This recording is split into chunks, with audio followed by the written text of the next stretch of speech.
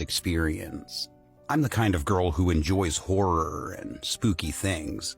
Although I knew it's all in my mind, the fear at that moment was so intense and so real. I kind of enjoyed it. From there, I continued to have small sleep paralysis experiences that were actually kind of boring and less frequent. It all just kind of became normal to me. But last year, around the month of November, my dad and my brother had some kind of argument going on in which my brother was speaking very poorly about my dad, and it actually hurt my dad's feelings quite a bit. He actually stopped going to church. We had a small temple outside of our house where most of the time my parents would go to worship. It felt quite strange to me because I haven't even seen him pray since. But regardless, I figured it was just a personal situation and I shrugged it off. Even so, I don't know why, but I felt as if my surroundings were starting to become negative. And something, and I couldn't put my finger on it, but something was getting me scared. I started having nightmares, like I was being chased by some evil, headless, skinny entities, burning everything they touched like hellfire, torturing people.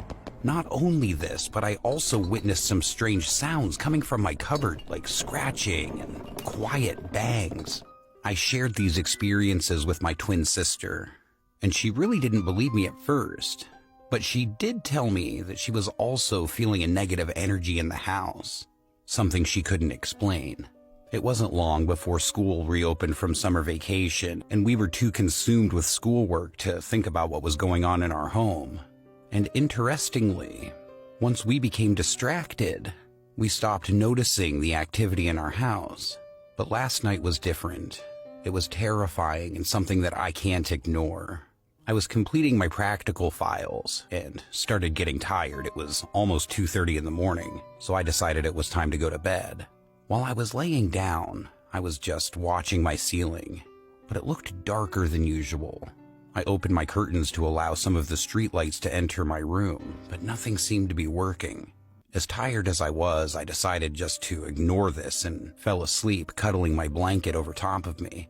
You know what I mean. Laying on my back on the bed, facing up, my hands over the blanket like I'm hugging it. And my hands were kind of touching my opposite shoulders, with the blanket between my body and my arms. But as I drifted off, it kind of felt like my body was floating in the air, like I was hanging from my ceiling. It wasn't a bad feeling, I kind of liked it. But then I realized that my body was getting stiff, like I was being paralyzed. And it felt like an energy above me was taking something from me, like attracting me upwards. My torso, mainly in my chest, started expanding towards the ceiling, and it was becoming hard to breathe. I started losing control of my body, and I was feeling like my body had no life left in it. My soul was leaving. I started to suffocate. My body was pulsing really badly, and I could literally feel every single pulse in my teeth, my neck, my head, my arms, my legs. I can feel, but I can't move. I started to get pains in my chest. I got so scared that I started trying to wake my body up, and luckily, I started to get some control back. I was able to open my mouth, and when I did, I literally gasped for air like somebody that was drowning in water.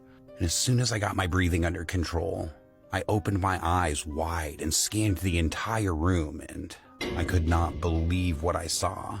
There was a dark, disfigured shadow watching me with its bright white eyes, and when I looked at it closely, it just walked out my bedroom door.